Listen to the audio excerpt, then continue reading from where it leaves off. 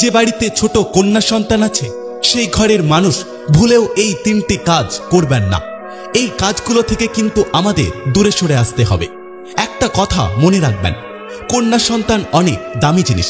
যাদের বাড়িতে কন্যা সন্তানের জন্ম হয় বা সর্বপ্রথম সন্তানটা যখন কন্যা সন্তান হয়, তখন ওই বাড়িতে সৃষ্টিকর্তা বৃষ্টির মতো খুশি ঢেলে দেন। কিন্তু অনেকেই আছেন কন্যা সন্তান হলে অখুশি হয়ে যায়, অসন্তুষ্ট হয়ে যায়। বাচ্চা যদি ছেলে সন্তান হয় তাহলে সাথে সাথে তারা পুরো এলাকাকে মিষ্টি বিতরণ করে, আর অন্যদিকে কন্যা সন্তান হলে তাদের মুখ ভার হয়ে যায়। একটা কথা মনে রাখবেন, আপনি যার গর্ভ থেকে এসেছেন তিনিও একজন কন্যা। সুতরাং মেয়েদেরকে কখনো ক্রিটিসাইজ করবেন না, কখনোই তাদের তুচ্ছতাচ্ছিল্য করবেন না। তাই যে বাড়িতে কন্যা সন্তান আছে তারা অবশ্যই সতর্ক থাকবেন আর মেনে চলবেন এই 3টে জিনিস। 1, কন্যা সন্তান কিন্তু অনেক দ্রুত বড় হয়ে যায়। অনেকে কন্যা সন্তানকে পরপুরুষের কোলে উঠতে দেয়।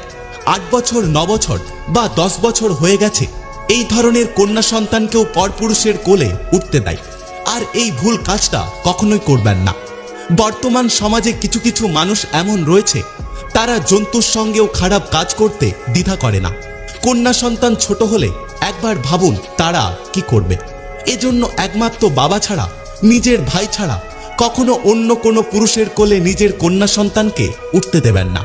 কারণ সব মানুষের কাছে কন্যা সন্তান নিরাপদ নয়। আমরা মনে করি 7 বছর, 8 বছর অথবা 9 বছর বয়স মাত্র, এখন তো অতটাও বড় হয়নি, অর্থাৎ কোনো অসুবিধে নেই। কিন্তু এ বিষয়ে আপনাকে সবসময় সতর্ক থাকতে হবে।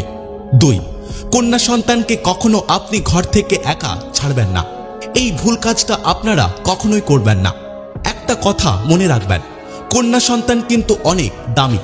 এই জন্য অবশ্যই তাদের জন্য নিজে বডিগার্ড হয়ে যান। সবসময় ছায়ার মতো তার সাথে থাকুন। প্রত্যেকটা নারীর জন্য সৃষ্টিকর্তা একজন করে বডিগার্ড দিয়েছেন, আর সেটা হলো তার বাবা, তার আপন ভাই অথবা বিয়ের পর তার স্বামী।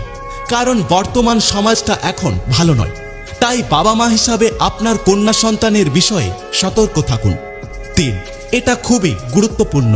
যে বাড়িতে কন্যা সন্তান রয়েছে তাদের বাবা মায়েরা তাদের কন্যা সন্তানের সাথে সবসময় ফ্রি মাইন্ডে মেশার চেষ্টা করবেন, তাদের মনের ভাষাগুলো বোঝার চেষ্টা করবেন। অনেক মা এমন রয়েছে, যদি প্রথমে একটা মেয়ে হয়, তারপরে যদি একটা ছেলে হয়ে যায়, তারপর থেকে ওই মেয়ে অর্থাৎ কন্যা সন্তানকে আর ততটা গুরুত্ব দেয় না, আর আগের মতো যত্ন করে না, তাকে ছেলে সন্তানের থেকে কম ভালোবাসে। আর এই ভুলটা আপনারা কখনোই করবেন না। তাই দুজনকেই সমানভাবে ভালোবাসুন, দুজনকেই সমানভাবে গুরুত্ব দিন। আপনি যদি দুজনের মধ্যে ভেদাভেদ করে দেন তাহলে বাচ্চারা মনে কষ্ট পাবে এবং বড় হয়ে তারা আপনার থেকে এই ভেদাভেদটা শিখবে। আর ভিডিও শেষে একটা কথা মনে রাখবেন, আপনার সন্তানের সুরক্ষার দায়িত্ব আপনাকেই নিতে হবে। তাই আপনার সন্তানের বিষয়ে আপনাকেই ভাবতে হবে।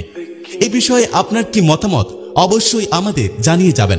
যদি ভিডিওটি ভালো লাগে পাশে থাকবেন, আর হ্যাঁ, নিজের খেয়াল অবশ্যই রাখবেন। দেখা হচ্ছে পরের ভিডিওতে। ততক্ষণ সুস্থ থাকবেন।